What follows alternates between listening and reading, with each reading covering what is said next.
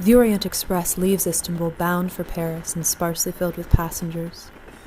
The train is forced to stop when a blizzard blocks the tracks outside Innsbruck. An unlikely group of travelers finds their cozy afternoon turning into a nightmare as they discover there are more than mere passengers aboard the train. There is horror on the Orient Express.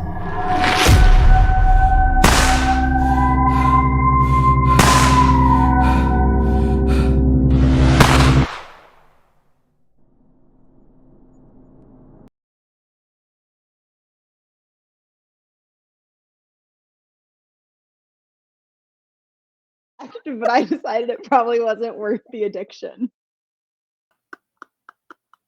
I'll say the Coke investment live. thus far has We're not. live, everybody. Anyway, welcome to Adventures on Tap. Oops, all DMs. We are back for session 2 of Call of Cthulhu. I am your keeper, Kat, the DM person keeper here. And I want to take a moment to recognize our very special veteran who is playing with us today. Woo! It's your special holiday! Yeah, Skylar! Woo! Oh, that's me. Oh, it's you. Thank Oh, you. how exciting. But seriously, thank you to everyone who served, and thanks for joining us tonight. I really appreciate it. Also, being that it is Veterans Day, and because Skylar is here to play with us, as he is for most of our Call of Cthulhu sessions, if not all, I dare say, check out Stronghold games and Stronghold D&D. On, I think you guys, you're everywhere. Twitch, Instagram, there's a Discord. You have everything. Yeah. But you can find us on ahead. Twitch at Stronghold D&D. Yeah, Twitch at Stronghold D&D, YouTube at Stronghold D&D, or you can just go to strongholdgaming.net, and that'll get you to all of our links. I'll just say real quick, as a veteran, our channel is made up of like 95% veterans. So we have two. We're kind of always running one fundraiser, 988, which is really for mental health awareness for everybody.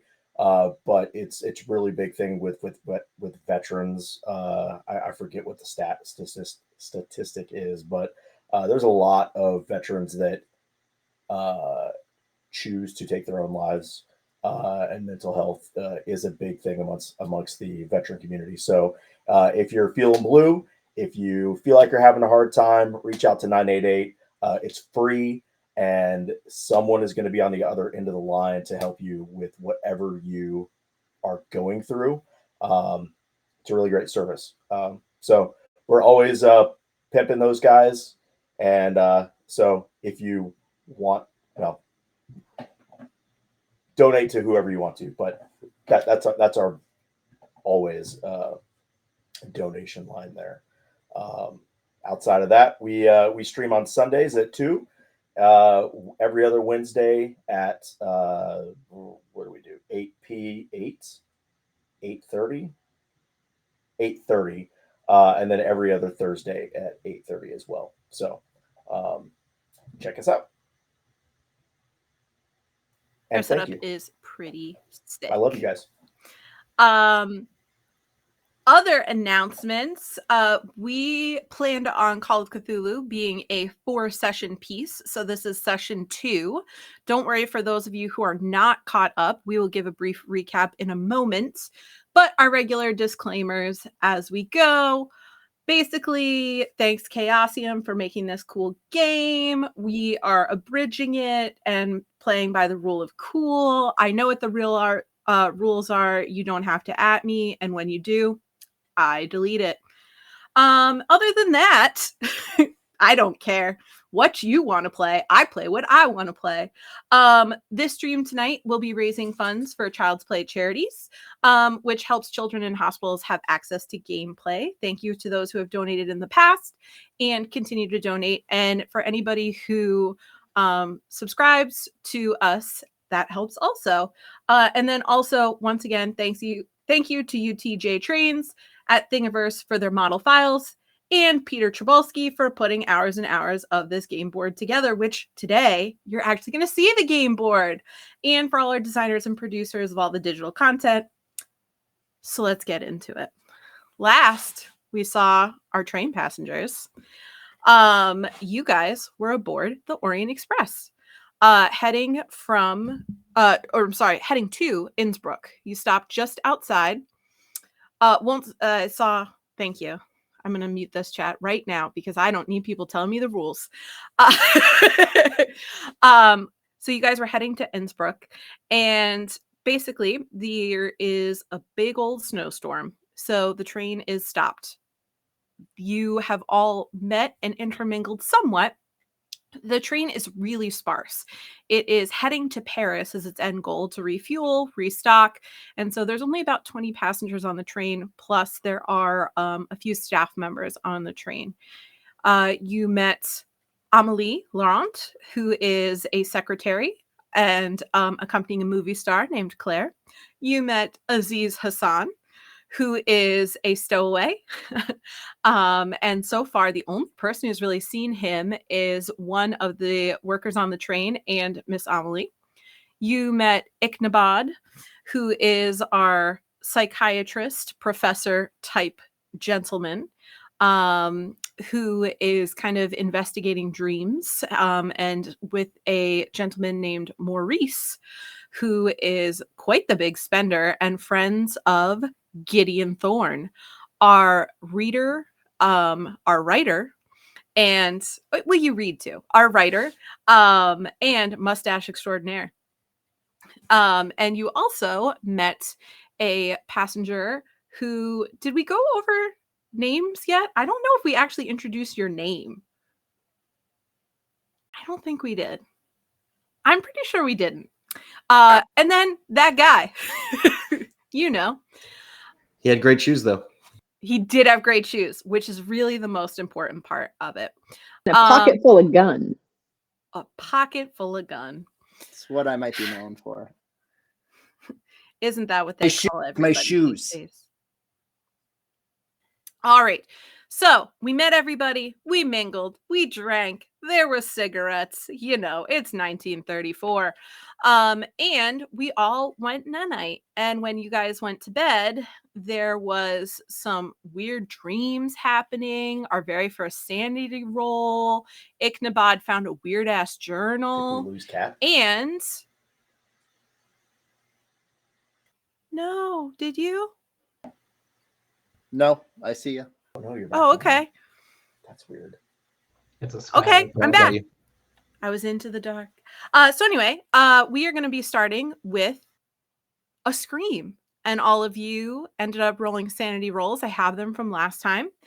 For those of you who are new to Call of Cthulhu, sanity rolls are basically kind of survival points. They're the most important hit points in this. And we had a few super successes. Raise your hand if you had a super success. I think there was just one. So Ichnabad, there were successes, but I don't think there were super successes. There were lots of successes abound. So Ichnabad, you, my dear friend, are reading this journal when you hear a terrible, terrible scream. You recognize it, and it's something that's very familiar to you. It is something that you often hear of your patients right before they're no longer your patients. And your first inkling is to find Maurice. Because if you can get to that journal first, then you'll hopefully find out if he actually looked through the scarab or looked at the scary thing that he never wants to look at. The rest of you wake up to hear screaming. And it's muffled, but sharp enough that it definitely woke you up. And at first, you're unsure. Wait, was that just like a squeak of the train? Or is it moving slightly down the track? No, that was definitely something. There's a few knocks on the door, and one of the porters, everyone all right? Everyone all right? It's probably around 1 a.m. at this point. Just checking to make sure everyone's okay.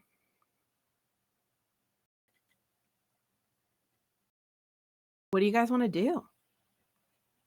Did I I'm know where Maurice's sleeper car was? You do, because Okay. you actually walked with him and Gideon Thorne to the actual room. Okay. I know I found like a train library, for lack of a better word. I don't. So you had actually found in the kind of lounge area there was a small Mhm. library, and that's where Right. you had found a book that had some Sanskrit and some Right. images. Yes. And like the red slash on the front. Correct. As I recall. Right across Okay, the book. Cool. So the good doctor Ichnabod Olzabel, ever the professional, is going to book it to Maurice's sleeper car. All right. I'm so He was excited. right across the hall from Can me, we show the correct? train camera? He is right across from you. Yeah. Oh, Okay. Yeah. You mean Maurice was right across the hall from you? Yes. Okay. Yeah. Nice. Done. My homie's I'm hearing- there. We heard a scream. We heard a call to see how everyone's doing. Once I start to hear footsteps moving too, because the train's So stopped. I actually woke up from Stop. hearing the scream. So I am I'm at the likely door. still drunk from the whiskey, Okay. still fully clothed. But considering the conversation that I had with Maurice prior to this, kind of with Ichnabod, I would probably immediately go across the hall to check on Maurice as well. Okay. How much time has passed since we left off? Because I know I was in the library lounge at the end, and I'd seen something that I couldn't read. When Really we left only off. 1 to 2 hours. Not much. Okay, then I'll say I went back to the luggage and I was like sleeping on the luggage. Okay. For those of you who are newer to our game, we have 4 main cars. We have a sleeper car. We have a lounge, a lounge car that has like a library-esque kind of thing. We have our dining and bar car, and then a storage car. So what you guys are seeing on the screen is one of the sleeper cars.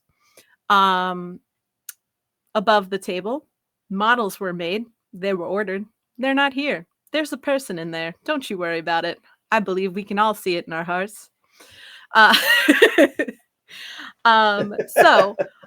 Gideon, when you get to the door, it is completely open, unlocked. Do you go in? Yeah. Before I do, it's completely wide open. Or No, just it's just ajar? unlocked. It's closed, but it's ajar slightly. I'll give a couple of knocks and open the door slightly and just, Maurice, is everything okay? You don't get a response. It's dark within. That's pretty much it. I'm gonna let's see. At this point, you would see I'd Ichnabod like to kind of look. walking that way. Yeah, he comes. Gonna look in? Ichnabod. He comes Yeah, speed walking. I'd like to up. investigate the door just to see if there's any indication that somebody either tried to unlock the door forcibly or just inappropriate entrance, if you will. Inappropriate entrance. Oh, that's what That's they the name called of my someone in band. college. Anyway, so can you roll an investigation for me? Which I believe is your. Looking for that. You have that one pulled up? Looking for it. While he's doing that, can I say that I came in from the bar cart or the Okay. dining car, and I'm not all the way in, but I'm peering through the opening, trying to still not to be seen. It's pretty empty over there. I mean, from the dining car into this now into the hallway that they're crowding. you see Ichnabod kind of coming from a car previous. You see Gideon standing in front of a door, but just the back of him. And it seems like the rest of the passengers are starting to kind of figure out what's going on. So investigation in this, see, D&D on the brain. You can either use just intelligence. Go ahead. Yeah, that's exactly Just right. Thank you. Or okay. 64. Yeah, it would be just your intelligence. I barely beat it. Okay.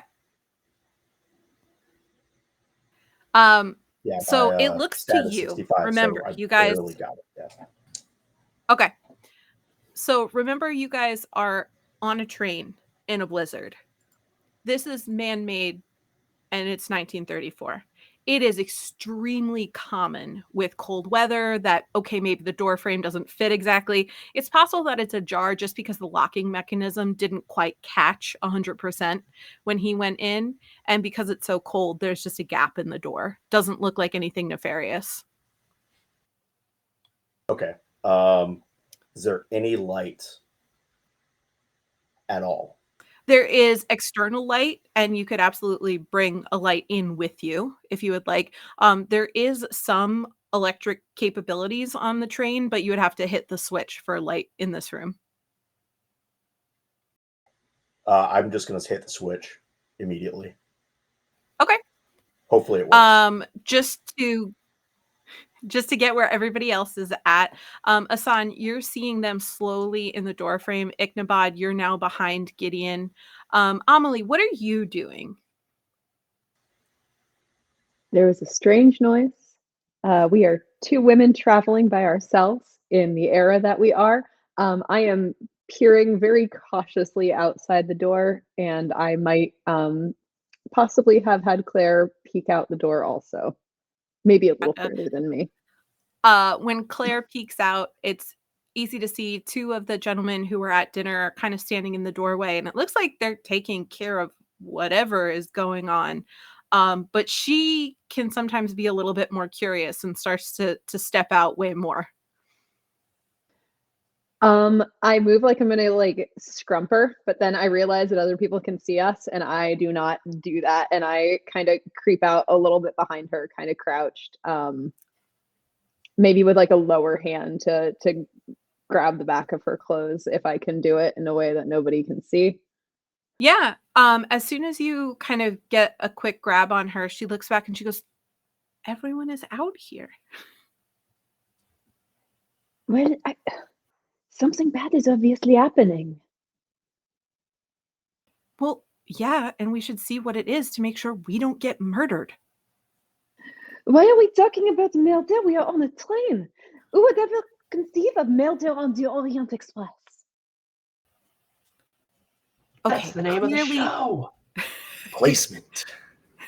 Clearly, you have never, ever read the scripts that I provided you. Gideon Thorne writes mystery novels.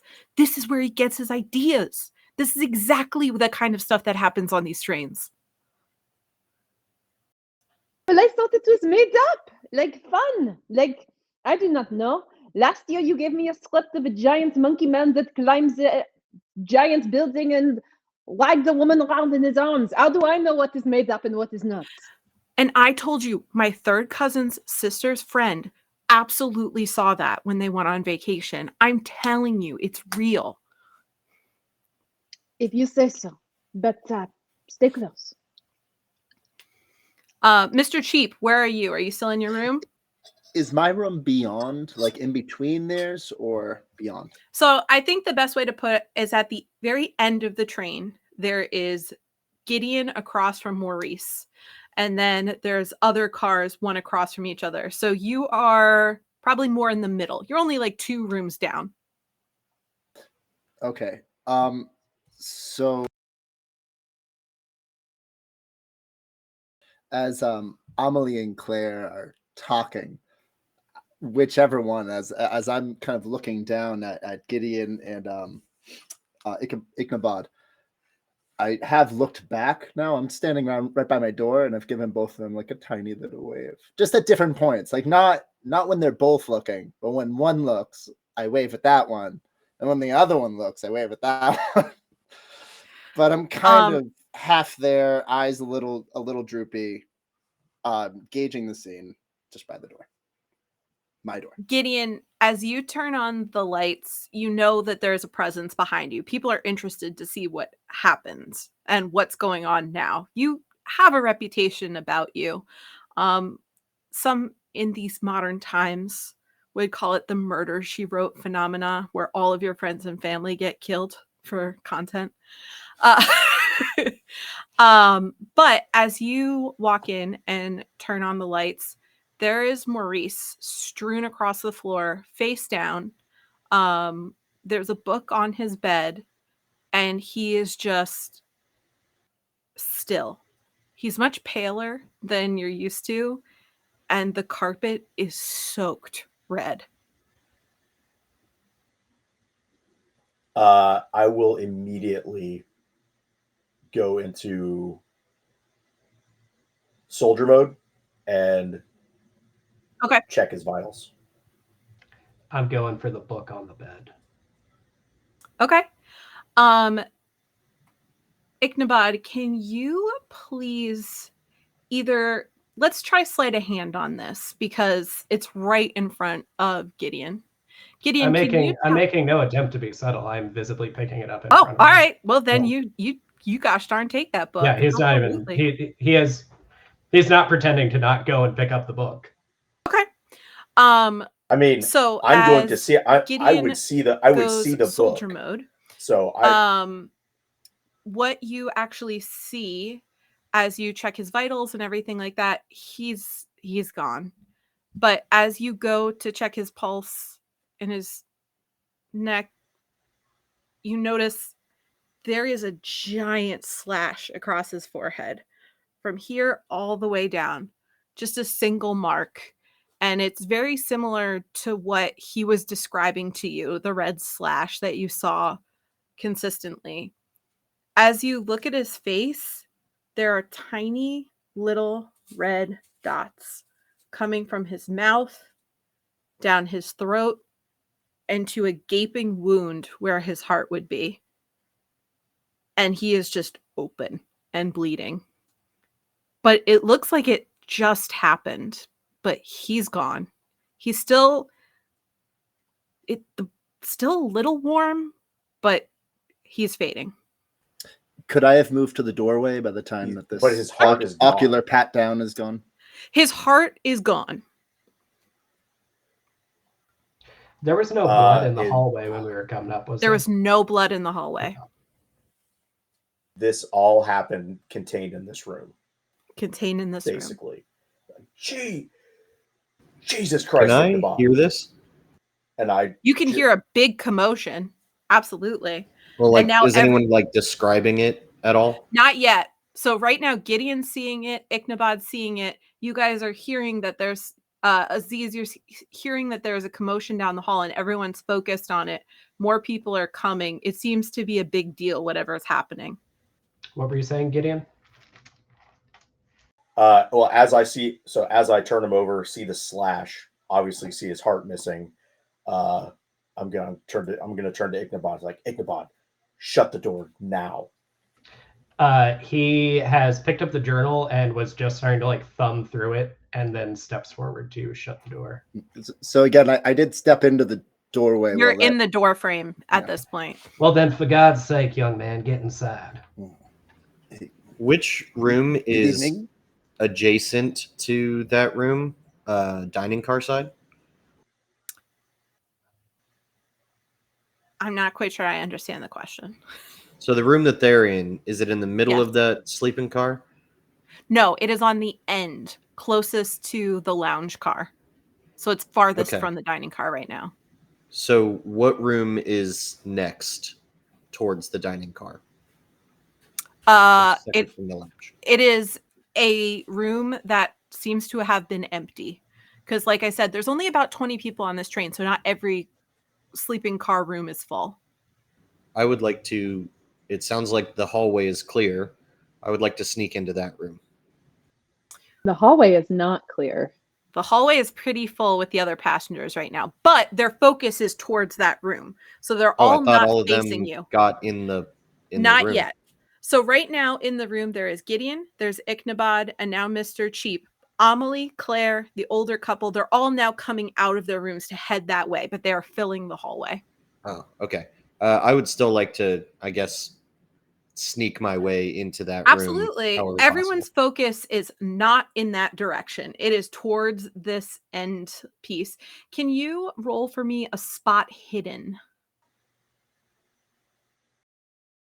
I rolled a 1. Wow. 0, 0, and 1. That's Hey, yo. baller.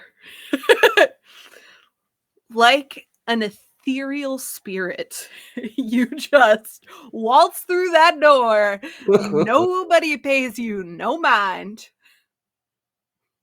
Yeah, I'll just say for flavor that Did I you say put like Mr. a Cheap piece of was in the room electrical with tape us? over the Yes, lock. he was in the last door time I was and here. Yep. Ichnabod He is pulled the now trigger. inside, and we have shut the door. I'm sorry, I cut you off. I Aziz. guess What was that? I'm sorry. Yeah. I'll say just for flavor with that roll, I'll have put like a piece of electrical tape over the lock last time I was in this room, and so I could just like sneak right Easily in. get in and out. But while I'm in there, I'm going to take one of the like provided glasses for the water glasses, and I'm just going to cup it to my ear against the wall, the adjoined wall. Okay. Amelie, you see Mr. Cheap kind of get pulled into the room and they close the door. Well, now that the hallway's crowded, I'm obviously gonna sneak up on that door and listen because, Okay. well, you gotta research for You gotta Claire's research. roles, for Claire's roles, and not because we're terribly nosy. Presumably, dragging Claire along with me. Okay. Well, now that people are looking, maybe nudging Claire in such a way that she then drags me along with her. Fair. We're gonna get to Amelie and Aziz in a moment. If you guys could both roll a listen and just keep the number to yourself for right now. Gideon, you're in the room seeing this horrific event. Mr. Cheap was just pulled in by Ichnabod, who has the journal under his arm, and Maurice is starting to coagulate on the floor. So, Kat, you. Oh, I'm sorry. Really quick. Really quick. Well, So, I was going to say, like, I can't see or hear Mr. Cheap just right now. Letting everybody know. I don't know why, but I can't see his video or hear him at all. Oh. Okay, good to know. Cool. Thank you, Mr. Cheap. Yeah. So I'm just going to turn to Ichnabod and be like, the slash. I'm just like, the slash. Look at the slash. The slash, indeed. And he'll pull the journal he found in the lobby out of his pocket and show it to Gideon. Before Gideon responds, I sit down on the bed. I think he made it.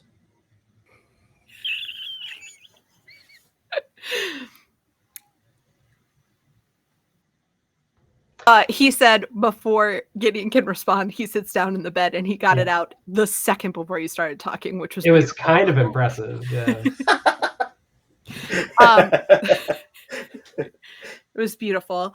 So yeah, what about this here journal and this slash? What's going on with that? Weird. What do you mean by I think he made it?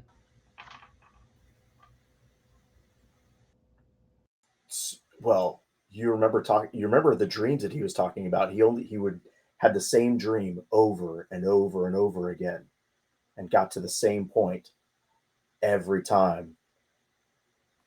I think he made it past that point. I'm inclined to agree. I only meant to ask for the benefit of the audience at home who may not recall the specifics of dear Maurice's dream. For those of you tuning in to the most recent session, Maurice had been having a whole bunch of very odd dreams. He was consistently seeing a scarab. It was red, and then he was having this dream as if he was choking, and it was always in his throat. He would kind of cough it out, And then he had this just impending sense of doom that there was something behind him. And he was too afraid to look. He had a vision often that there was almost like a red slash that would appear when he closed his eyes for just a brief second and then open it again. And he was too nervous to look and too afraid. And you had convinced him through your discussion over dinner to possibly look through the scarab or turn around and look behind him. Ichnabod has had a few patients that have had some similar that's a word, similar type dreams and reports, but everyone's always been too afraid to look until they're not. That's something that I was about to ask earlier, and I kind of got lost in the shuffle. Is this the first time that one of my patients has like died this violently as a result of the dream? This violently, yes. But they have died before. Died reporting to you this kind of dream? No. This is probably your third or fourth. Okay. I thought so. All right, word. So he will he doesn't like fully smile because he knows that would be terribly inappropriate given the circumstances, but there's like a little quirk at the corner of his mouth. It says, "Why, yes, Master Thorn, I dare say that poor Maurice has gone farther than any have dared go quite before him, though it would taste a lie in my mouth to say he is the first that perished."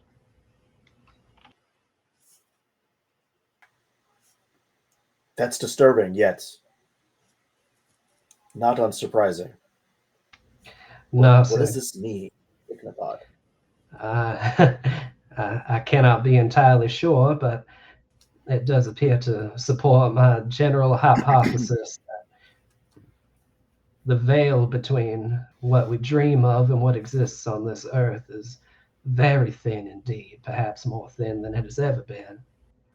And he will also show Gideon the book he picked up off the bed, which at a cursory glance, does it appear to be the dream journal? It looks very similar to it. Okay. But between these two volumes, good sir, then I do believe we may be able to find our answers. I want to check in with Hassan and Amelie. What was your listening check? Did you guys succeed, super succeed, fail? I rolled a 21, and I'm going to use 2 luck points to just get on the inside. Just make it. Or 20, yeah. I think I super succeeded. I rolled a 2, and I have like a 70 something. Yes. Heck yeah, you did. That sounds like a super success.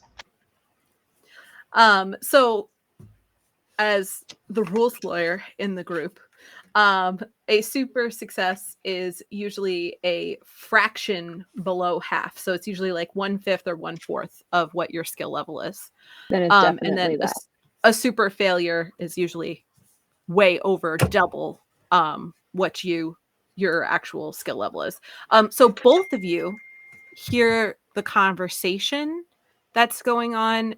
Hassan, you're hearing bits and pieces. You're hearing there's a book. It's the same. This isn't the first person. And you hear also like there's skittering. It's really hard to focus in. It's almost like there is something scratching in the wall, and it's really hard for you to focus in. You have the glass to the wall, and it's just hard to get the words in. Amelie, you hear most of their conversation pretty fluidly. Gideon's keeping a very low voice, and just the bass nature of his voice, it's harder to hear him, but Ichnabod isn't really trying to hide his voice as much. Do I hear at all the description of what happened, or just about the book? Like, did just about someone the say book. Like his heart is gone, yada yada yada? Nope. Okay. Just about the so book. Nothing about a grisly murder or death. No. Mr. Cheap, the carpet is damp as you go and you sit on the bed, and your really nice shoes are kind of sloshing as you walk on the carpet. Oh man, I was gonna steal those. They're squelch proof. I don't want to interrupt, but I sit down on the bed. The blood is across the floor, correct? It's all across the floor. But as you made your way there, it kind of was like wet carpet. Is the wet carpet, as I look down and look at the liquid kind of being pressed up around my shoe, is it blood? Is it just liquid? Is it? It's definitely got blood tinge to it, but when you actually look at the corpse, it's a lot more. You don't know if the floor was already wet and then this happened. It's just a mix, and it's starting to smell musty. Okay. And there's nothing across the bed, but as I kind of sit down, I bounce a couple times. I'm still groggy. I push my hands back. Is there anything else I just bump into on the bed as I'm just kind of there? I would love for you. I'm hoping not, by the way. I see a face. I'm hoping not, but. Can you do me a solid and roll a spot hidden? Of course. Ooh. Real quick, Ichabod, do you speak any other languages? I don't know. That didn't come up during character creation.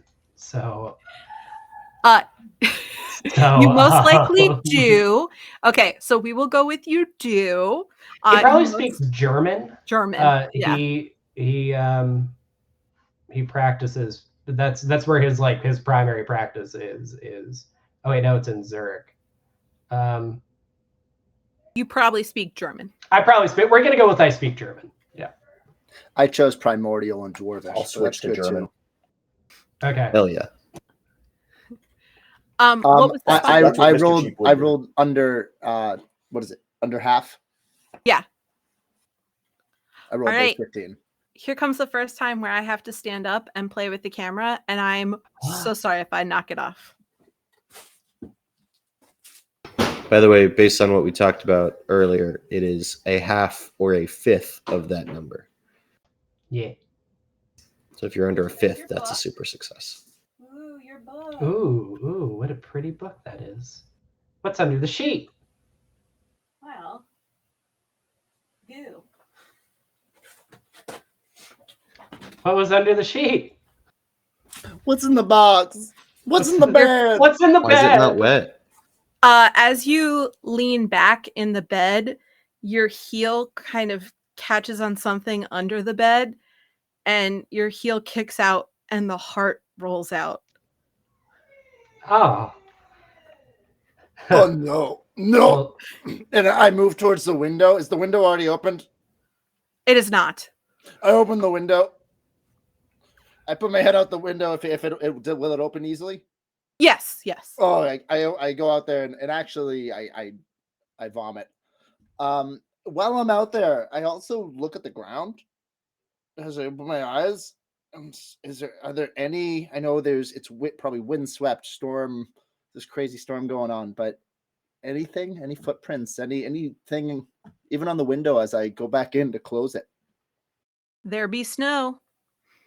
Okay. And as I turn back around, is there a bottle of water or alcohol in here? Just water. I'll grab that, swig it, and I just do a full swallow. Gross. Thanks. Gideon and Ichnabod, you've switched to German, and a heart has just been flipped out under the bed. For Hassan and Amelie, you definitely hear someone throwing up now. It's me. The doctor sees the heart roll out, and he kind of he startles a little bit, but looks far more intrigued than he is alarmed. And he says, hey, since we're speaking in German now, I will point out that he makes no effort whatsoever to have a proper German dialect. It's still his very distinctly rural American accent. So to a native Perfect. German speaker, it's Perfect. probably like completely incomprehensible. But to a fellow, well, you're not a colonist, but you know you're British, so we'll count you. But to a fellow non-German, I'm sure it's perfectly fine. But he raises an eyebrow and he says, "Well, now it does make a man wonder why whoever took poor Maurice's life did leave his prize behind."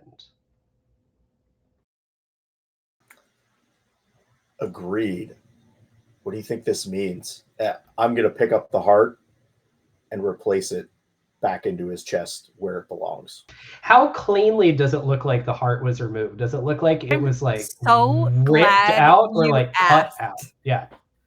Precision removed. Precision. Wow. And Gideon, you can't. There's something in the way. Oh, now isn't. I look back. I look back and I go, now we're talking. Now we're getting somewhere. And he'll pull his lighter out of his pocket and like spark it and hold it above the hole to provide a little bit more like focus light right into the chest cavity. I peek over in like the background. I peek over as well, covering my mouth now with like a kerchief. Oh, mind yourself, young man. If you vomit into this body, you'll be desecrating a corpse, and that is a felony in those parts of this continent. Okay. As we like fiddle around with the chest cavity. So what in German I was like, why is he in here? I'm not certain. It seemed easier to pull him inside than to try and force him back out into the hallway. And frankly, worst case scenario, we have someone to act the part of the patsy. Yeah, I'm so sorry to ask this, but why are you speaking in German, and why am I in here? Doctor will switch back to English, and they'll say, "Why, young man, you wanted to be a part of this. Why else would you have stood so eagerly in the doorway? You're exactly where you belong right now. So you just mind your pretty little head, and we're gonna get you through this, okay?"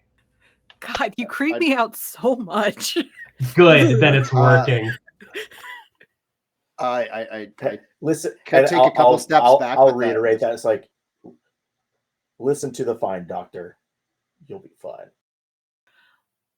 I am a professional, sir. Everything's going to be just fine. I swear to you. While this is going on, Amelie, you're outside, and it seems like because nothing has come of this, there was a scream, several people went in, and there's someone throwing up. So whatever's been going on, it must be handled. Either a passenger's ill or something like that. Most people are kind of going back to their rooms. And Claire looks at you and she goes, "Well, here's hoping, I guess." And just wanders back in and shuts the door, leaving you in the hall. No, what do you mean? You did you not overhear this thing about the?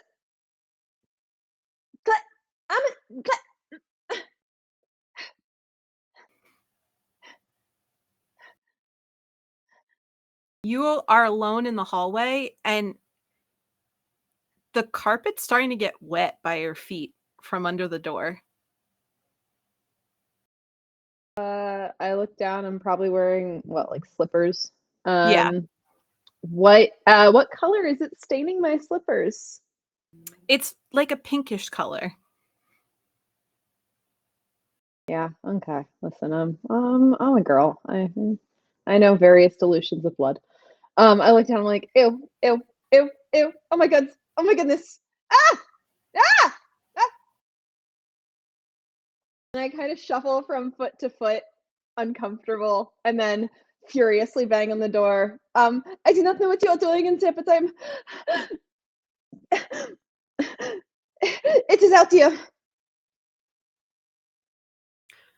You guys hear a knock at the door and some frantic gibbering, but you can't quite make it out. Oh, is she knocking on our door? I thought she was knocking on... Oh. She's knocking on the door where all the action is, in the room where it happened. The doctor will speak up and he'll say, "Young mademoiselle, I don't know precisely what you intend to accomplish in this moment, but I assure you that whatever is happening out there is far less gruesome than whatever is occurring in here. So I do. I am not so confident in that. He'll stand up and like slide the door open just a crack, and just like poke his face to the door, and he says, "Now, my dear, sweet little Papillon, I do not think you belong here." Hate that. He's got like there's visibly like some blood spattered on his chest Ugh. and like on his hands. I just hold the heart over his head and just briefly. No, would not have done that, Master Thorn, but it does illustrate the point quite aptly. Now, I would love for Amelie to please roll a it's gonna just be con. Just con. to not barf. Yeah, we're gonna see how this goes. Don't do it. She's 100% Well, this is happening. barfing. It's Can I make my way out? No. It is 'cause I'm coming back to you. It's a 73, and mine is a 45. So she is hella gacking. Are you barfing on the doctor's shoes?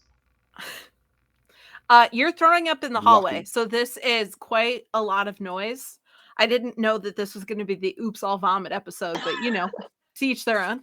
Can I try and gun for like the window opposite me? Like you can. So you can push your way past them into the room, and go towards the window. Yeah, great. That's the closest Perfect. Love source that of for cold you. air. I'm a classy lady. I know better. I know. I where see her to coming puke. and I get the window. I've puked a lot of places. Hassan, you at this point have heard that there is a heart and it's not attached, and you close your eyes for a second and you open them, and kind of like in your periphery, like, oh, that's weird. Is a light going off? Or why is there like a red mark across your vision for a second? Shit. And the scritching in the wall is louder, and you really can't make out much of their voices anymore. Okay. I'm gonna run. Cool. Where to? I'm gonna try and sneak out. My initial was to go into Ichnabod's room. Okay. But I don't know if can I roll for like panic? I might just go for the person that works on the train. So I would love for you do me a flavor, and roll an occult for me.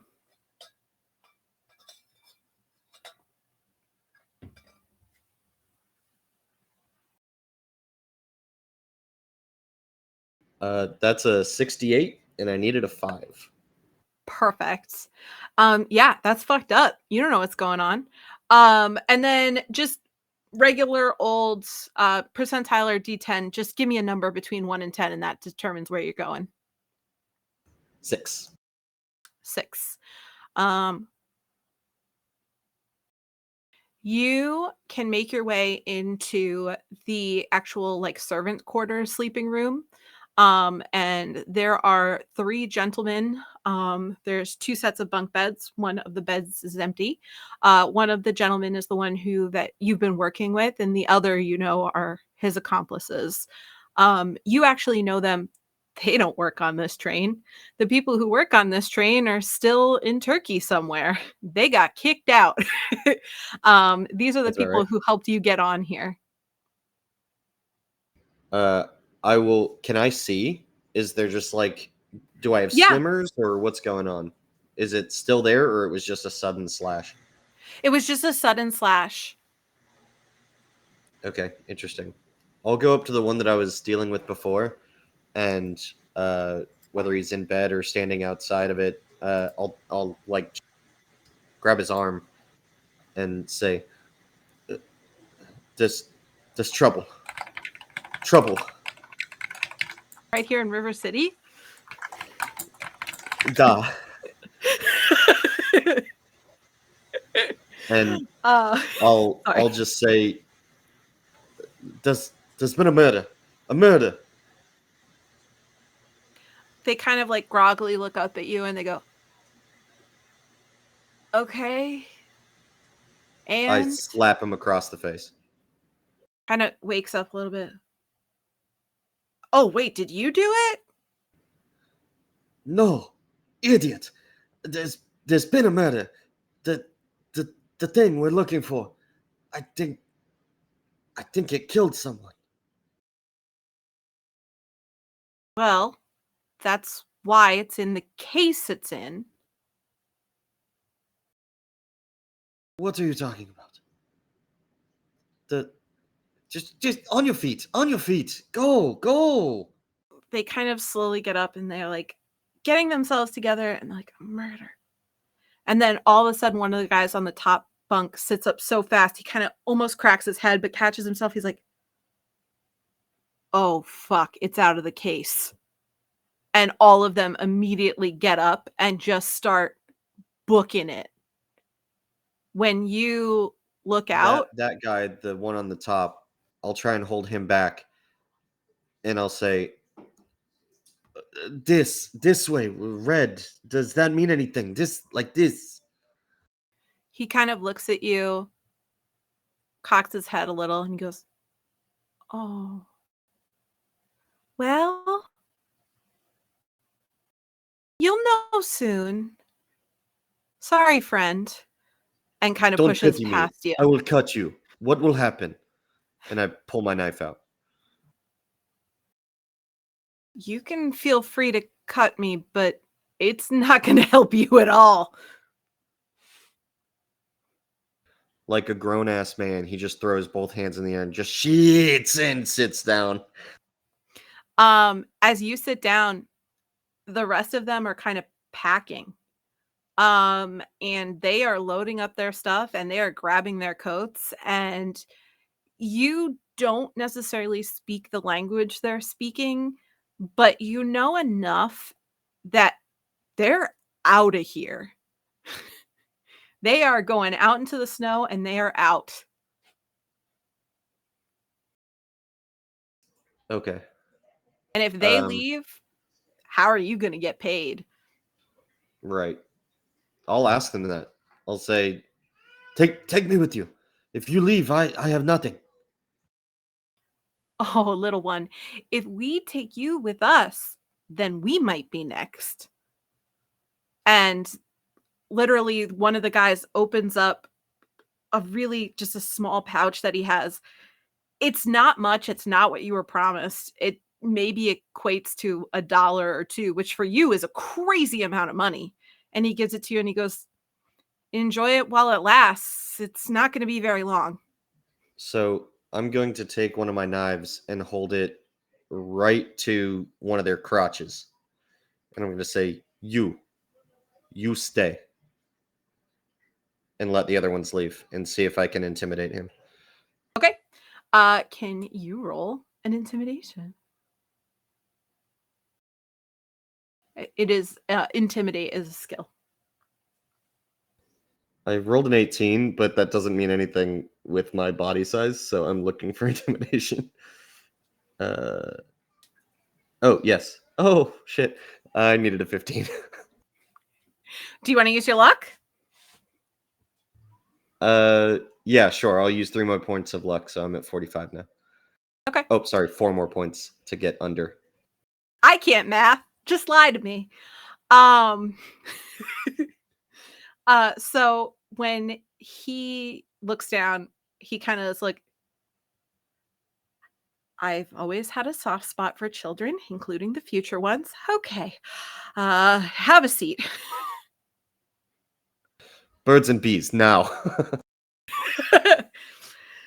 Not my job, not my farm, not my animals. All right. So, artifact on the train. We're supposed to bring it to Paris. We'll What make this a lot word? of money. What this word? Artifact. What this word? Old garbage. Ah, lots of old garbage. Why different? Shiny old garbage? Okay. So the thing is, if you touch it, it usually comes after you next. So remember when we told you had to find it? Where were you? I don't touch anything. I touch nothing. I listen to wall through cup. He kind of looks at you and he's like, yeah, I don't. Okay, well, whatever you did, it left the dead man and it's now looking to you. Looking to me for what? To keep it as pet or take it to father? What does it need? I don't know. I'm not And poor so man, hot. I cannot support. Yeah. Listen, kid, you're gonna die. We all died. That's fine. I don't want to die right now. That might not be your choice. I think it's gonna happen. Always my choice. Be gone. When you He move your kinda looks- hand, do you stab him in the dick accidentally? Oh, I love that I this think is a he sat kid. down across from This me. is a but kid. Maybe. He did sit down across from No, you. this is Yeah, a this is a badass. kid. This is a hard-lived child. Yeah. This kid's got cojones. A child Three with of a them. full beard. the other guy Whoa. does not. That is a medical condition. It's Anyway. canon. It's canon. Yeah, no, he Both sat across Hassan. from you. If you tell him to leave, he's like, listen, kid, I heard about it once from one of the guys who we hired before you. And if you can maybe get it back to the box, then you might be good. What box look like? Old shiny trash? Yep, more old shiny trash. You got it. Anyway, see ya. Anything to make it different from other shiny trash. There's so much shiny trash. He has nothing to offer you. You've never seen this thing? What the hell? No. All right. He Just sits down and resign. just takes a slug of like the cheap vodka that I'm sure is sitting there. Yeah, you got your very own room. 4 beds to If choose that's from. not capitulation, I don't know what is. That money doesn't help on if you his open way a bar out- either. On his way out, I'll brandish my knife kind of shakily at him. Leave your shoes. He looks at you and he goes, no, but there's boots in the corner. You can have those. Remember, I let you do this. And I walk away and get the boots. I take off my ratty, like, rope sandals and put on whatever boots there are. And plus for a one moment, snow I'm a king. boots. A king. The rest of you in the murder room. The murder room. Oh. Oh. Amelie, love it. you just threw up. It's pretty gross. Carpet's As wet. you do. They're holding a heart. Can't put it back in the body. I'm If looking Yvonne in the help- chest hole. You're looking in that chest hole. Do you just shine a light to it? Are you gonna touch it? No, he had his lighter out and he's holding Okay. it like around the hole to try and get a glimpse of whatever is inside. It's really hard to tell. It's definitely damp. It's in a person. The rib cage looks like whatever they did to get the heart out, they almost went up under the ribs and in. So the hole is Gosh. bigger. Like it looks like they had to dig in. Oh, P.S. If anyone doesn't like body horror, real sorry. Too late for that. Is Warning. Yeah, it sorry. similar- about Is it This similar game to has like, been so wet. Is it similar to like how the Aztecs would ritually sacrifice, like Yeah. that way? You Nice. got it, my friend. Nice. Yeah. Well, it's actually under. So if you were to for those of Right. you who So look so at a they so they torso, so they uh, would extend them out so that the rib cage would separate, so they could just reach in and pull it out. And then like you that. can go in. Yup, Right on. crushed it. Okay. Yeah, cool. that's exactly what they darn So are the did. ribs Sad actually... that the I way. know that. Okay, so the ribs are not broken. They're like... They are not. They are not broken. Okay. But there is something shining where the heart should be. It is glistening. Okay. It looks dark. And it is definitely bloody. I mean, it's in a body. Come on. Yeah. But it looks to have almost like an opalescent kind of shine to it. Okay. Would I have a torch in one of my cases? A flashlight. Yes. Or would there be flashlights? Yeah, I would assume you would. in the train. There should be some. There would be some in the train. So each compartment has kind of like a little storage casing up by the roof, and you know that there should be torches and other things in there. They're going to be those big Direct ones Mr. that look Cheap. like an ammo can with a light on the front, though. Perfect. I'm going to tell Mr. Cheap to go out and grab one of the torches and bring it back in here. That's a great idea, but I will say, beside the window, as Amelie stuck her head out, and I got now a new whiff of the smell of my own vomit, rising off of the snow and coming back through, and now hearing the sound of the splattering vomit that's now hitting my previous vomit, and now getting a whiff of that as Amelie comes up, and I mean, I hope says thank you for opening the window, a hot, breathy appreciation. I think I'm probably going back out the window. Ach, du Scheiße. The French vomit window. In German, I just say like, I guess I have to do everything myself, and I'll walk out and grab the torch. I and come back. suppose so. Okay. You'll see Aziz in the hallway. You will. You'll see a little kid in the hallway. Does that seem? Would that seem with snow boots?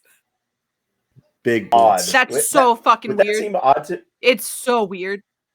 Yes. You have not seen this person before. You've been traveling for days and you have not seen this person before at all. And there is a unaccompanied minor with snow boots in the middle of the hall. He's got a knife in one hand and a half a bottle of vodka in the other. Reminds me of me when I was that age. Where did you come from? Aziz is gonna take a slug and then hand him the bottle. He says, "Come on, let's get to work." And he walks into the room that y'all are in. I'm going to stiff arm him. Just straight up stiff arm him. I would like to do the street kid shuffle right through that.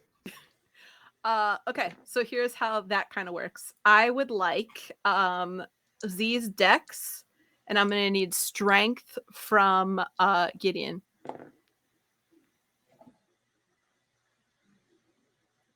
$32. Fat chance I rolled an 8. Oh, Nice, dude. Yeah. You go to straight arm him, and he kind of just slides right past you, as if a live Like a dancer. greased pig. Just, Like okay, Steven well, there's Seagal. 2 ways to describe it, and kind of walks just calmly right into the room with his snow boots slashing on the floor. This episode is so wet. The doctor looks up from the corpse and sees Aziz. How old is Aziz? Ballpark? 12. 12. Okay. Sees this 12-year-old holding a bottle of vodka and a knife, wearing 2 large boots, and his Passed off eyes. the vodka to Gideon. Okay. Nice. His eyes go specifically to the bottle, to the knife, to the boots, to the kid's face, and he nods and he says, "There's something in the chest cavity here, boy. You think you can help me get it out?" Aziz is going to take his knife to the floor where it's damp with blood, and make a slash on the wall and say, "What you know?" Now, It's everywhere, young man. You are not the only one who has seen it. In fact, I have reason to suspect that dear Maurice saw it not too long before his own death. Now, I could use assistance in this matter. If you like, I am trying Where is to... shitty box? I beg your pardon. Where is the shitty box? I have no knowledge of this shitty box, as you so say. There's a thing that was meant to be in a shitty box. I here to steal it. I here to die. We need to find the box. We need to put it back in the box. And he says, now, young man, at a glance, you don't rightly seem like the dying type. Now, if you are here to find something of significant interest, I would invite you to come have a gander of what I have found in, well, the late Master Maurice. Aziz, See- the slash okay. that you saw and you made on the wall is right across Maurice's face. Yeah, okay. What you going to do? Kill me? I welcome. I have no intention of killing you, young man. I'm just saying Gideon it cannot comes be back in worse. with the torch. And my head comes back in from the window. Nice shoes. Merci. So coming back in with the torch, I push Aziz out of the way. I grab him by the shoulders and throw him on the bed and get in over the top of Maurice with the torch. Now, Master Thorn, he is just as connected to this as the rest of us. You could be a little gentle to the young man. This is Maurice we're talking about. All right, big man, make yourself useful. Use that eye on your packing. Watch the door. I can't hear you, Amelie, Cameron, you're reaction. muted. Cameron, you're muted. Cameron, you're muted. Nope, it's still there. Can you hear me? Yes. Yes. I believe I'm being addressed. I will say I do not have a jacket on. No, I was talking to Gideon. Then never mind. I never had. Bye.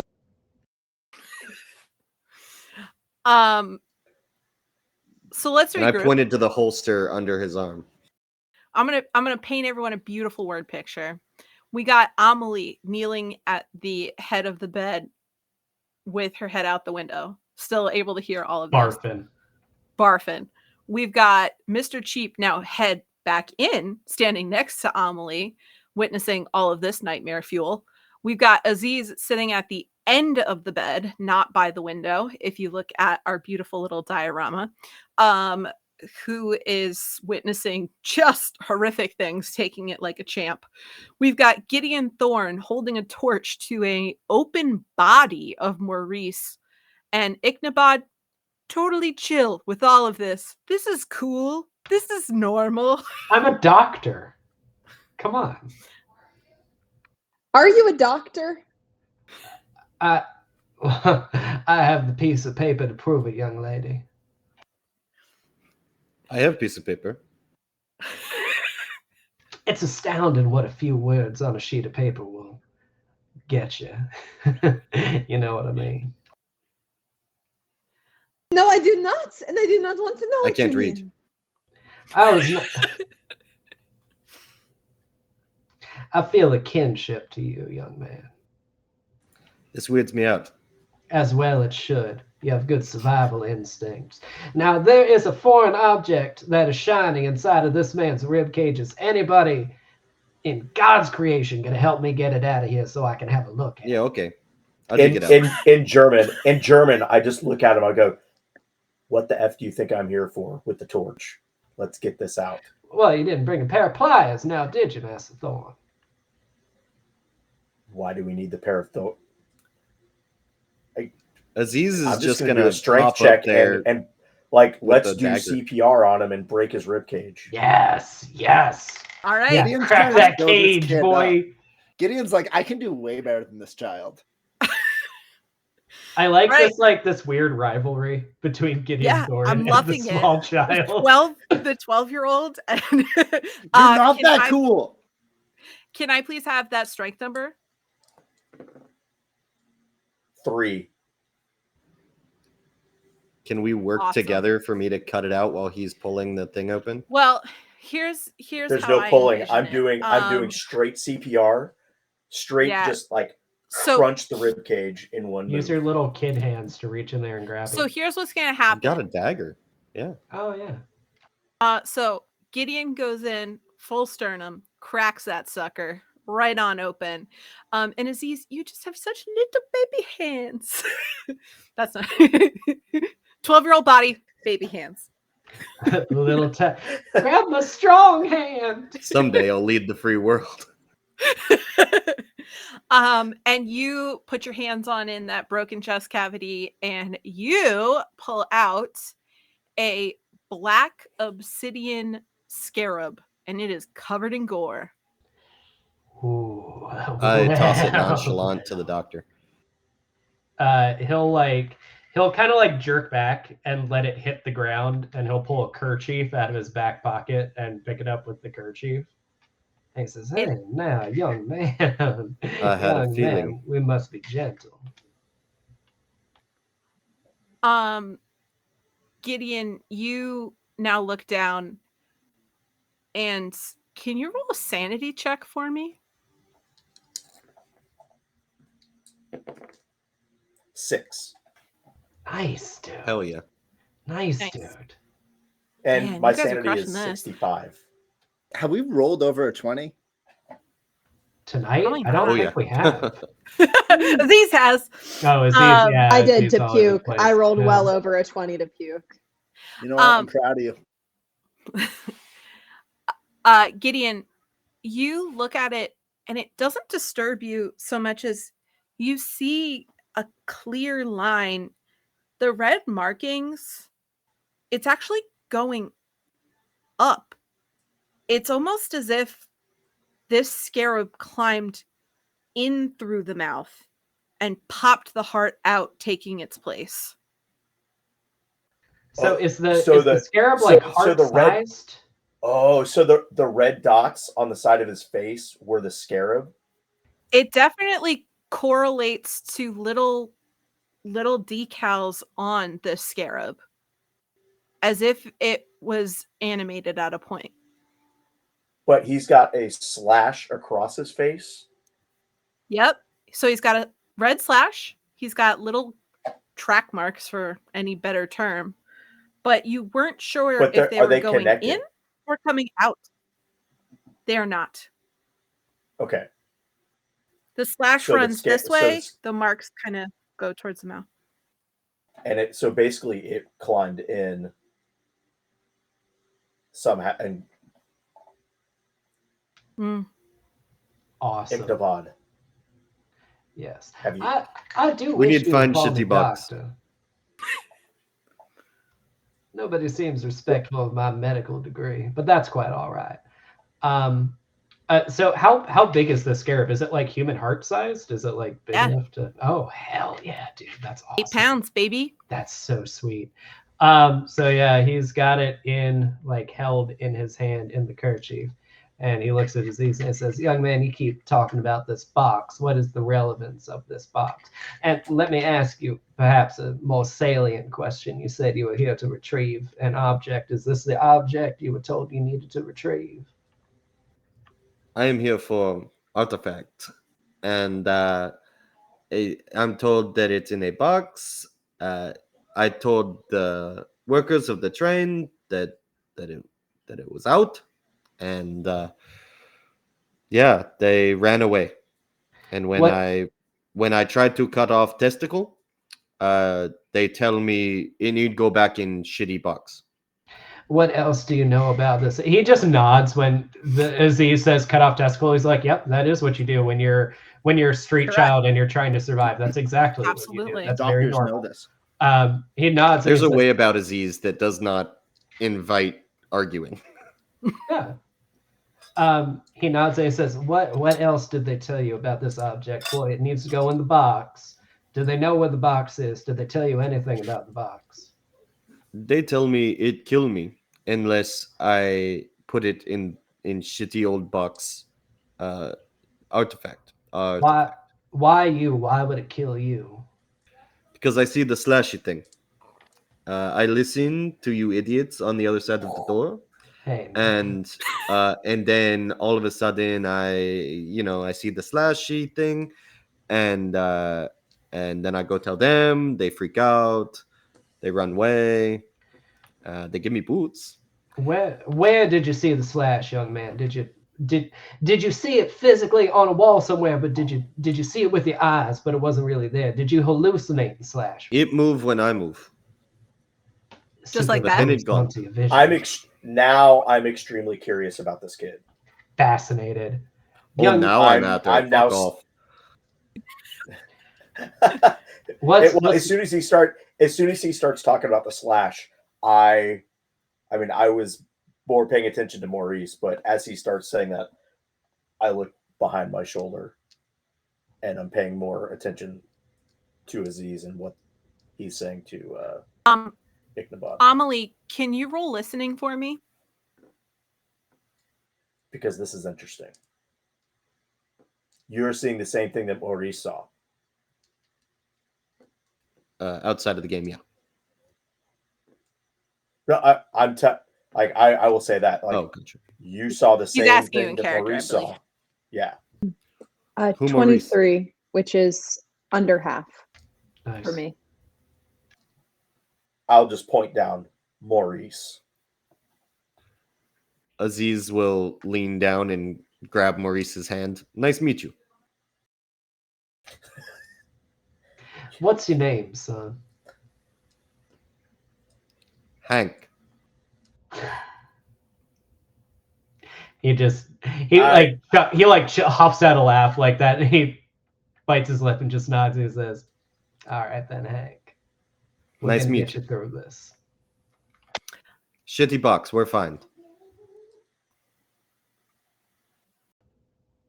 Amelie, with that listening check. No, go ahead. So with the listening check, Amelie, you see and you hear in the distance, there are people running away from the train. And based on what Aziz is telling you, it's most likely the people who are working on the train, and they are having quite a time getting through the snow. And all of a sudden, they have a torch with them, and the light is flickering as they get farther and farther away. Then they're gone.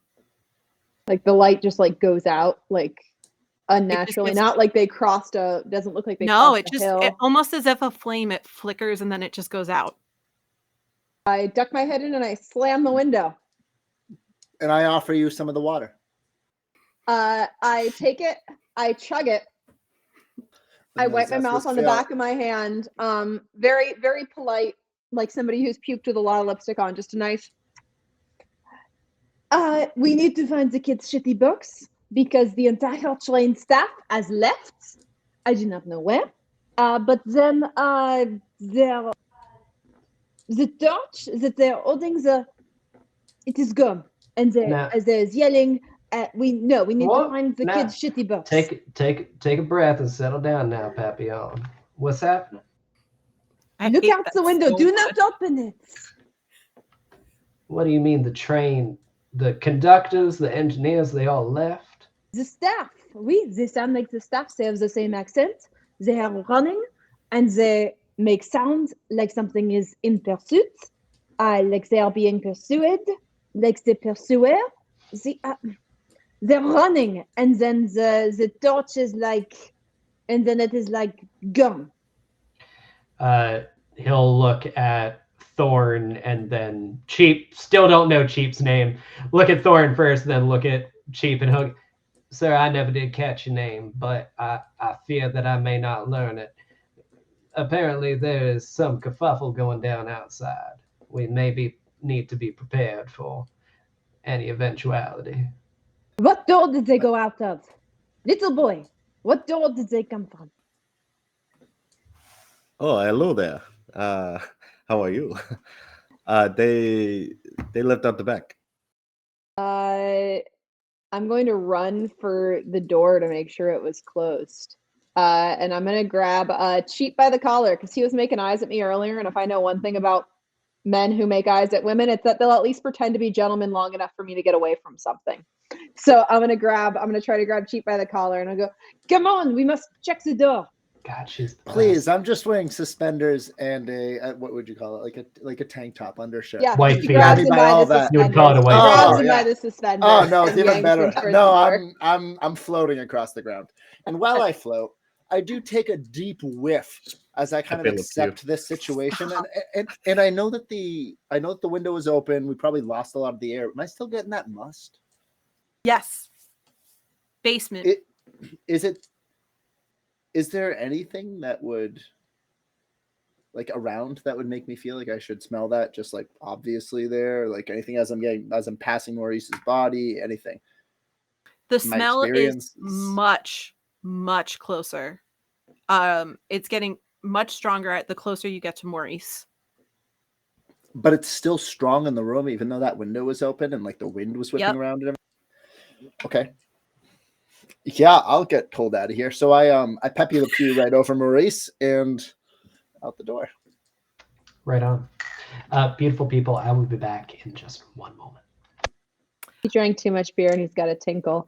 I drank so much water today too. It's ridiculous. But Amelie is going for that door that Aziz said they went out of the back door. So she is dragging this man whose name she did not bother to get because it didn't seem important when he was vaguely hitting on her over some wine.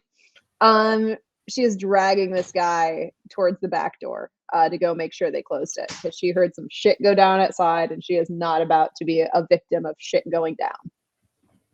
I imagine he's happy to check out the back door with you. I'm happy to check out your back door with you. I am not this kind of like fun. Claire, I do give a knock, just one big hit to Claire's door. I mean your door, really, as we pass by. Our door. Yeah, you'll go, and as you know, I'm getting pulled down the hallway. Just it seems like everyone is awake and everyone is talking and everyone knows about this. So I give one big whack to the door. No answer. You're muted. You're muted. Nothing from Claire as he bangs on her door. Nope. Just Shit. like yesterday. I do stop when I see him do that, and there's like no response. Like I look over my shoulder and she's not back out, and I go, shit. Hold on, one moment. And I will go back and whip open our shared door. Whenever you want to get to it, I'm going to go through all of Maurice's things, looking for a shitty old box. Okay, wonderful. I knew that was coming. I was just gonna see it like when it great. Love that for you. Yeah, you open the room and it's your room, but it's not the room that you checked in. There's only one bed, not two, and only one set of things, not two. Is it my set of things or my set Your of stuff. things? Your stuff. Like my stuff or my stuff? Your real stuff. Oh, And there's like no sign that anyone else was there. No, this is only your room. This is a single, exactly as you booked it. Where is your...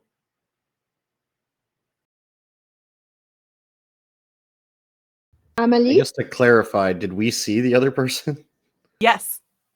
Okay. Amelie? Amelie? Empty room. Amelie? Mr. No, Cheap, she's in here calling her own name. Yeah, I've had some thoughts. I'll be right back. I go to my own room and I actually put on a shirt and my my jacket. Yeah. And I come back out. No, you had dinner with us. Myself and Monsieur? Maybe she left. No, but there is no bed. There is Amelie. And I open up the door and I kind of go down the train corridors and I start whipping open doors as I run. There's no one else I here. I follow silently, but checking just every door as she does this. And Mr. Thorne is here, same as before, talking with Aziz and Ichnabad. But the rooms are all empty. They haven't been slept in at all. The beds are made pristinely.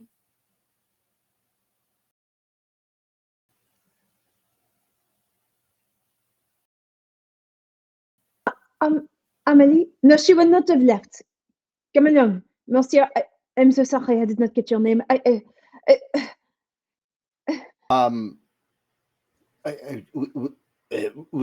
William. Okay, William. I look completely like kind of flummoxed about this whole weird like I was kind of okay vomiting, but like a little out of it. I look just kind of really. I'm everywhere right now. I mean, I'm equal to you. In confusion. Yeah, just. But yeah, also just really like my eyes flipping out. What? Like I'm calculating like that meme. I would like both of you to roll a sanity roll for me. Thank you. Aziz, you're searching through Maurice's things. There's lots of boxes.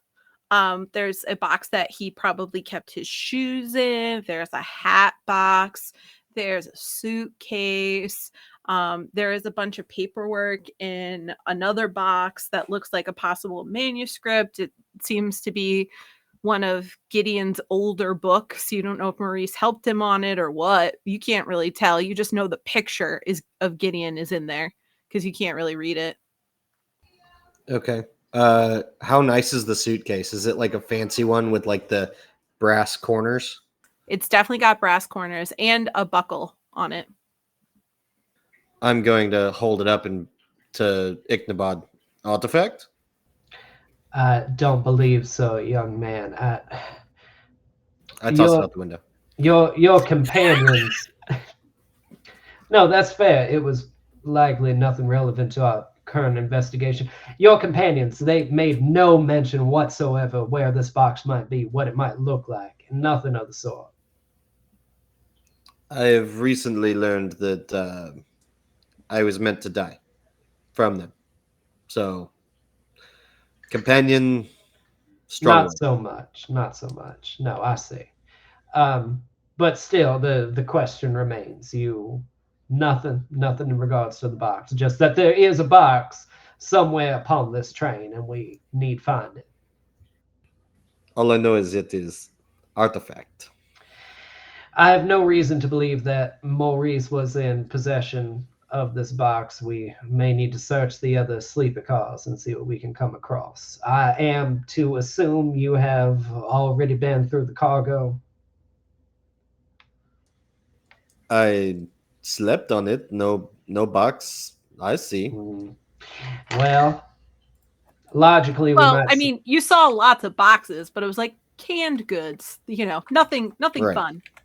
Logically, we might surmise if there is indeed a specific receptacle for this artifact, then whoever brought it upon the train would not have merely left it within the cargo hold. We may need to search the personal effects of others on the train. Is that something you believe you will be capable of, getting in and out of everybody's rooms and seeing what you can find? Well, I already know several of you don't have it, put it that way. Boy, when I go back to my room, if there's a single cough trap missing from my effects, I will be most cross with you. Do you understand? What is this? Just like narrows his eyes at him. I'm gonna interrupt Ichnabad. That journal you found. Yes.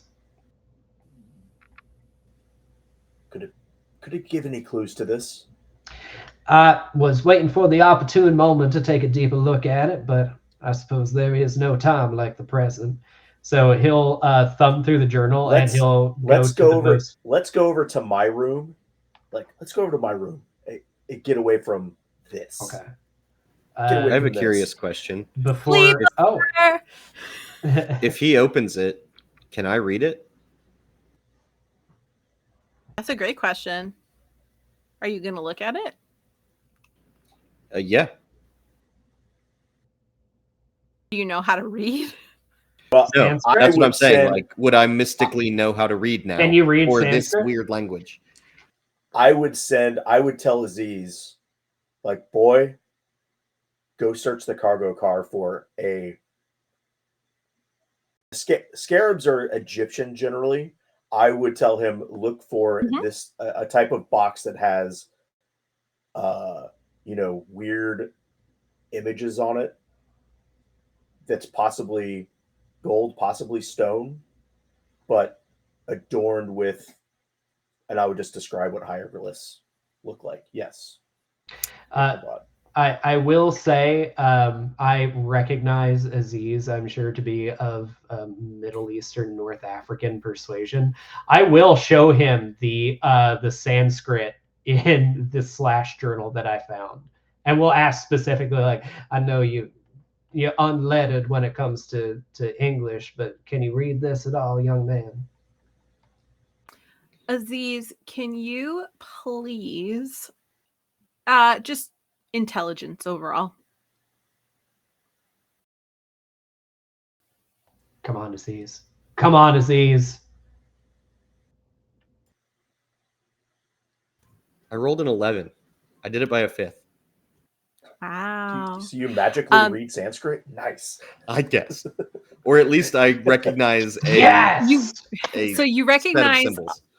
You recognize the set of symbols, and it's not Sanskrit, it's people pointing. That's all it is.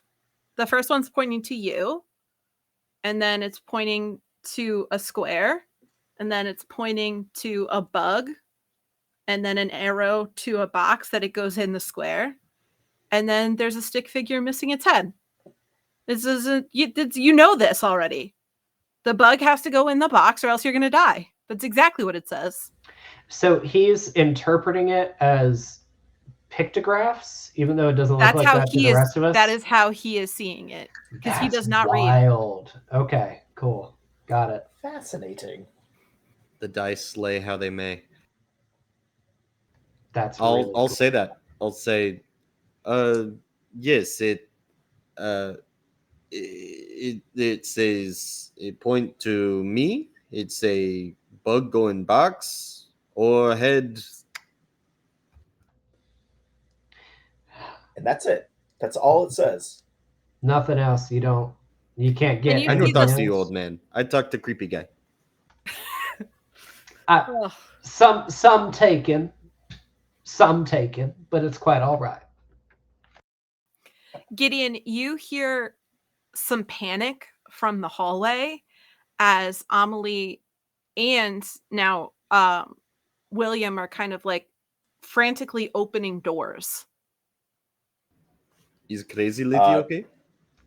I'll poke my head outside and I'll just shout, is everything okay? Yeah, and I turn around and I go, the woman that I had dinner with, you saw her, no? Yes. We, yes. Yes, Claire it was, yes? Claire, no, yes, she is not here anymore. It is like she was never here. Our room is empty. Come look, come see. Fascinating. And I stand up in the doorway and I walk out to investigate further. And I pull open the door to reveal my room. Just mine. Single bed. All the stuff. For one person. I'm actually going to step into the room. I mean, we're all going back there. And which room, just to clarify? Amelie's? Amelie's room. I'm looking around, there's one bed. I had always assumed there was two. I'm just kind of stepping in there and shock. No, we are but not also like that. There are two. I do is the actually I feel a little inappropriate. Is the your what do you call it? the big chests that people traveled with. I can't remember what they are right now. Yeah, like Um, your Steamer trunk. trunk. A trunk? Yeah, is the Locker. trunk. Thank you. The word just is the trunk open? I'd feel No. no. Just at the foot of the bed. Is there does there happen to be a name, by the way, on it? Just like labeling for who it is? Nope. No? Okay. I'm just looking into the room. I'm literally like trying to take in how a bed is gone. It's cold. It's cold in here. Is the window open? Does it No. does it smell like anything? No, it's just colder than it has been in the rooms. And you think it's just, the more you guys are sitting still and there is some heat, it's getting colder out. It can't keep up. At this point, So- have we left the room and are walking by? Like Yeah. the plan was to go to Gideon's? Yeah, we were going to get. Well, he was just across the hall anyway. But yeah, Yeah, we're I was- we're Yeah, you out in the guys were hallway. walking across the hall to Gideon's, and then this was kind of a diversion. Like, what the hell is going on? So Across with- the hall, with- is there an aisle in the middle Yes. of two sets Yes. of rooms? Yes. That's a big train. It's a Alright. big train. It's the Orient Express. It's big. With this new information that I knew that there was 2 people, now there's only 1. With this very occultish thing that's been going on in my previous investigations, previous stories and research, I feel like this would be like jarring to me as just kind of like a what's going on here? Like something clearly is going on that Yeah, you can roll. Feel free to either do occult or library use. I'd give you either, whatever's better for you. I would probably use occult, just my occult knowledge from this, and that's a Cool. 37 on a 55. I don't know if you can do this in Cthulhu, but can I ask to join that as well? I don't Well, know if it does anything. You don't know that I'm doing. You don't know that I'm doing this. This is me. No. I'm not saying that I'm in your head. I'm saying that I've now had a weird musty smell. I've now had a bedroom for 2 turn into 1. I'm standing in it in shock, and I'm feeling cold in a room where really the entire environment should feel the same. Could I join in this? Like, No. I will say William Cheap has had this small interest Columbo in personal.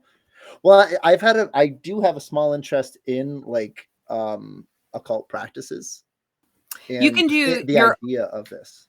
do your on my own roll. Yeah, no, I just meant I didn't know if there's. So Can you he join also this roll scene? occult. Yes, roll occult. Gracias, so much, way over my score, so way over. Perfect. Gideon, what did you get? 37 on a 55. Ooh. You have read about a phenomenon of mass hallucinations before, and then in moments of kind of terror or kind of group trauma, the mass hallucination can disappear. So maybe it's that you guys are having some sort of maybe it's some phenomenon that you're experiencing. Maybe it's the lack of sleep. Maybe it's you're too tired. But there was 2, but come to think of it, there were 20 people on the train. There was you and Ichnabad and clearly this young boy and William and Amelie and Claire, and there was that older couple, but that's only 8. There were 20 people on the train. Why can you only remember 8? Can he not remember Maurice? Well, and Maurice. 9. There were 9 people on the train. And the number keeps call you growing. out. I just didn't Now know. they're at 10. And 9. that dramatic moment ruined by math. Cammy, leave. I thought maybe we forgot him. I'm sorry. No, sorry. Corpse days. Once again, a moment ruined by math. Yeah. I thought there were 20 people on the train, but there's not. You can't remember them, but maybe they weren't there. It's not that big of a deal. It doesn't matter if she was alone or with somebody. You have to figure out what's going on now. I mean, if you don't figure out the who, what, where, then what's the point? This isn't going to make a good story unless you delve deeper. Right. I'm really just running through a mental exercise in my head of like, oh, yeah, this. I recognize that something, call it supernatural, is happening. I think that's more of I'm recognizing that this is happening more than holy shit, what the fuck is going on? It's more of a, oh, okay. Yes, let's find this box and get to the bottom of this. I will. Do I know William's name now, or is that a known thing, or is he just Mr. Cheap? Nope, just Mr. Cheap. Hardly matters now. You're right. No, I will not respond unless you call me by name. Did Gideon and Ichnabod go into that room? Gideon is in the hall. Ichnabod has walked towards Gideon's room, and you followed him. We went into the rest my of this room is happening in the hallway to read the journal, and then I went back out into the hallway.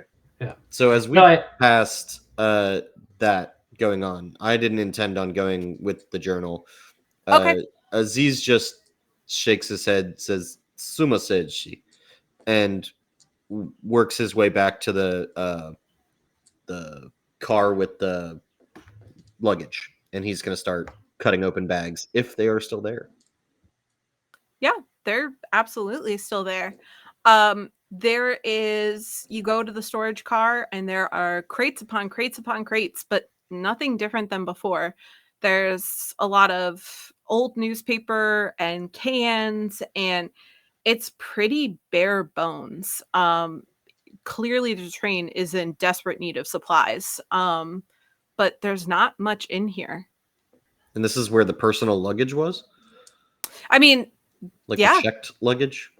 Okay. Yeah. I thought that was going to take longer. Sorry, guys. No, that's okay. Yeah, but that wasn't the way you left it, because it was left full of luggage. Gotcha. Okay, I see. And you were I was about to say, I thought there was a bunch. Yeah. There was a ton of stuff there, and there's not anymore. It's just an old, dusty storage car. Can I make sure that the door is locked that they left out of and then make my way back? Okay. You certainly can. For those of you, Gideon, I would love for you, my friend, can you roll a spot hidden for me? This is kind of an unconventional way to use it, but spot hidden can often be like hiding, but it's also for you to see something hidden. Ooh, no. That was a 60 on a 25. Cool. Okay. I find nothing. Ichnabod, you find absolutely nothing. You're on a train, motherfucker. Ichnabod, as you're kind of searching through the journal, you kind of are now comparing them, and you get to a point as you're looking through them now that they're pretty repetitive. Every 13 pages or so, the Sanskrit starts repeating itself, and you get to a point where you're looking at Maurice's and this, and it's kind of the same thing over and over again. Okay, so Maurice's later entries are just repeating themselves over and over again, and there's some correlation between that and the Sanskrit journal? Yeah, it looks as if the dream, because he had mentioned to you that it was reoccurring, it's like they're just repeating the same thing over and over. It's like, okay, I go to sleep, I have that feeling, I see the slash, I have the feeling, it's getting really repetitious. And every once in a while, there's an extra sentence. And then maybe, but not much. And it looks like the Sanskrit journal is almost exactly the same. It starts and then repeats, and maybe a teeny bit more, and then repeats, and maybe a sentence, and then it repeats.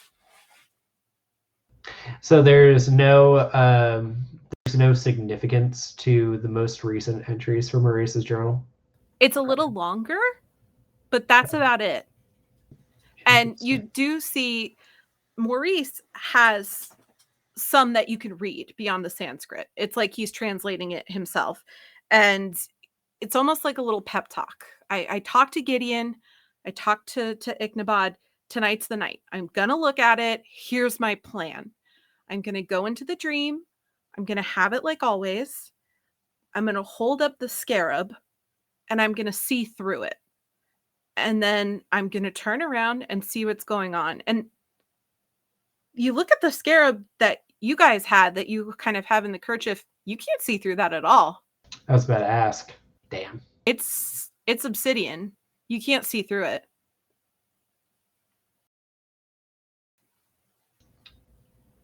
One wonders. Okay. Just another clarification. Was one of the three that left the engineer? Oh, so the individuals who were in that car with you, or that you saw in the car, they were just all kind of like porters staff and stuff, right? Yeah. So it's very possible that the engineer is still there. You haven't looked. Did Amelie pass the information that she saw everybody leaving and the light flicker out? Yes, she said it. She said it inside when she closed the window. All right, I'm going to come back to the doctor, and yeah, I'm going to backtrack to my room. And it's like, doctor, so something interesting is going on here that's far beyond, obviously, with the scarab and Maurice. Clearly something is going on. Something more interesting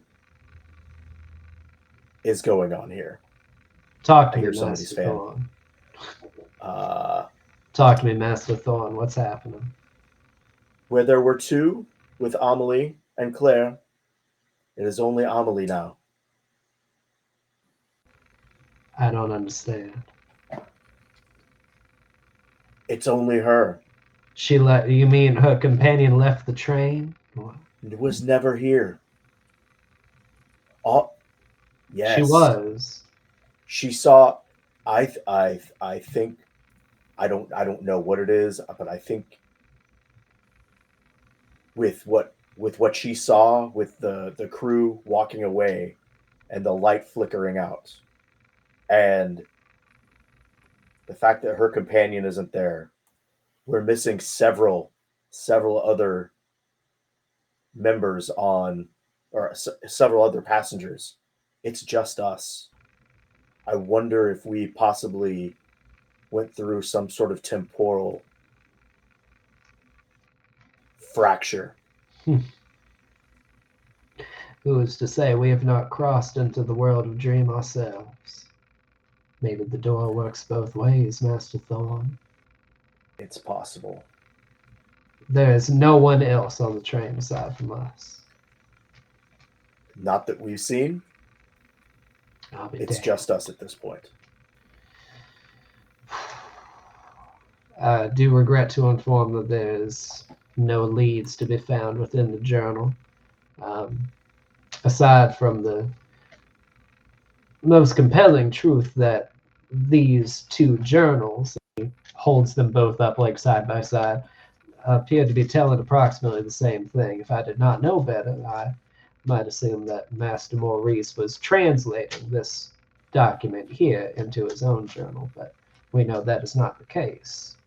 Is it translating, or is he just writing his own version and then saying the same thing? And they line up to one another almost exactly. How old does this? Well, I mean, Sanskrit's old, but how old does It's old as shit. Like it's thousands of years old. No, I'd give it 100 or so. Yeah, like on I'm like just thinking. vellum I'm or thinking, something. but like Sanskrit. Sanskrit is So old. yes, Sanskrit is very old, but it looks like someone had actually taken etchings of it and transferred it into a book. It is not as old as the Sanskrit itself. Oh, I think I missed that the first time around. That this is what like. So we're It looks 1930s, like- but Sanskrit is a dead language. Correct. It looks like someone may have seen this like, but somewhere it's an and copied it down. ancient language. Okay. Cool. Right? Yeah. So someone Yeah, it's thought like saying it's in Sumerian or something. Yeah. Right. So I'm thinking like this. So we're seeing this old sort of magic, old, like ancient, like nobody knows about this except now for Maurice. And Maurice is the closest that we have to, like, it's the Rosetta Stone basically, for this. Interesting. You see, it's Very the cycle has evidently been repeating itself for God only knows how long, but it does raise some very interesting questions. And it ends with the slash. Amelie and William, still suffering on the WTF is happening threat. What are you guys doing as they are kind of discussing this book? Are you kind of more figuring out how to get out of here? Are you looking around? You kind of see Aziz pass as he headed towards the luggage area, but what are you guys doing?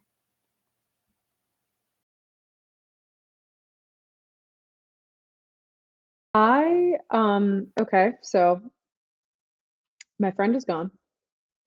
Mm-hmm. And I know she was there. Like, there's no doubt in my mind, like any of this hallucination, anything that anyone else is talking about, I know she was there. She was. Definitively. I have no doubt in my mind, because who the fuck else was taking my notes? I sure wasn't. Wasn't you? Nope. So I'm gonna follow the shitty box boy, because he has seen something. And I go, William, come on, the boy said something about the shitty box. If we put it away, maybe, I don't know. I don't know how any of this works. I just say the things I'm supposed to say. I do not know how to do any of this. We have to follow him. Come on. After you say my name, I'm really unresponsive. I'm standing in the middle of the room, just like looking back and forth, just trying to figure out what the heck. What? It's like really a shock expression, and you get to the end of your sentence, and I turn and I get that you're asking me to come with you, and I just start to follow. But my eyes, I get it's a lot like that meme with the math equations. Whoa. Yeah. Just like following, but kind of a dead stare. Also, still a little. I don't know if I'm drunk or hungover at this point. I don't know. I threw probably up 2 hungover. times. I don't know if that affects you know what? it. Blood alcohol levels, it wouldn't. You get up, and if you drunk. had a breathalyzer on your car, you'd be fucked in the morning, but you don't, I think that's where I am. You're an adult. Yeah. So you're telling me I can't drive the train? Because they've been telling me that the whole time. We're going to continue telling you that. That was foundational in character creation. Yes. Come on. The train is stuck. We're stuck here. Yeah, I don't think that was was driving the train. Pivotal moment. So actually, there's probably a big point when like in my head where I'm like leaving this room, and I'm following, and I'm thinking, God, I wish I had some shovels. I could have made this train move. Too bad. So sad. William, can you please roll for me? I'm going to go with education. The no skill. It should be on the top under your characteristics.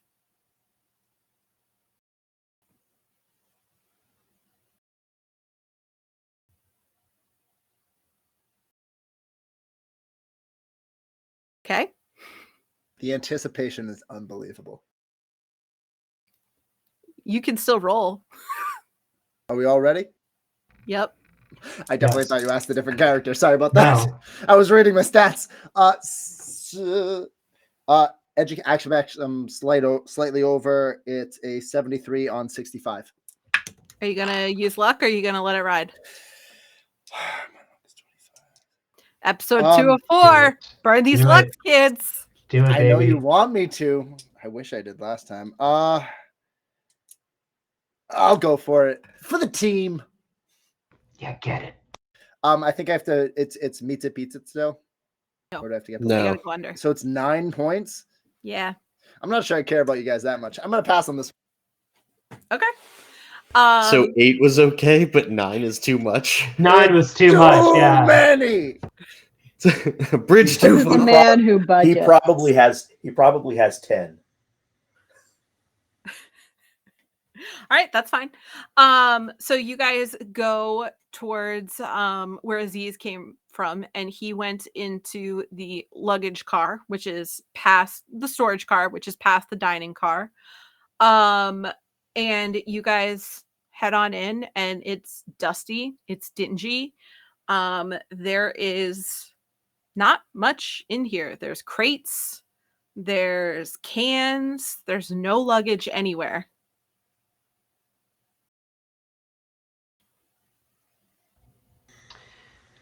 Where has it all Ah. gone? Welcome, crazy lady. All the bags got gone. They're all gone. First, primarily, I am not crazy lady. I am just lady. First of all. Second of all, what did you do with them? You think I get rid of bags? Who else gets rid of bags?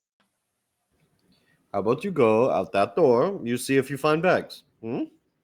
Otherwise, Going stop out questioning there? me. I am not going out there. You say I am crazy? No, I am not going out there. Well, I hope there was nothing important because they are all gone. Oh, going like the men took them, the men with the torches, or the men. Like the bags, they were here. I slept on them, comfy cozy on some. They gone now. I go to the door that they load this all through. I'm assuming there's like a side door. Can you roll a spot hidden check for me? Yes, I will not use luck. Dang it! I might have to use luck. Not that much. It's an 81 on a 47. Jesus. Yeah, no. You head over Can to I where just they point him to load. the door? Where am I? So you go looking for like, okay, well, do they load this from the side of the car, like in between? Does it detach and they load up? It's really hard to tell. But as you're kind of like going through, it's getting colder again, and the air is getting really heavy, and that musty smell comes in, and you see a box towards the back in the stack. It's all dusty, and you see little marks in the dust kind of up the side of it, and the top of the side of the box has a big red slash on it. And like how big are the marks? Like, are we talking like an inch? probably maybe a couple centimeters, not big. Just Scarab holes in foot the dust. Okay, size. so it's probably like a cat and rat situation. Definitely a cat and rat situation. Still, just for jump scare purposes, I definitely put my hand in my pocket, but I'll start to kind of like I approach a little. Do I have light? Yeah. I approach There's a still little. light I in just here. want to see. And you see the box with the big red slash on it. And it's kind of at that moment, you're in front of them. This is why you got here. You can get it before everybody else. You found it, you know where it is, you know what box it's in, and they don't know where it is. You can get it first. That's the name of the game.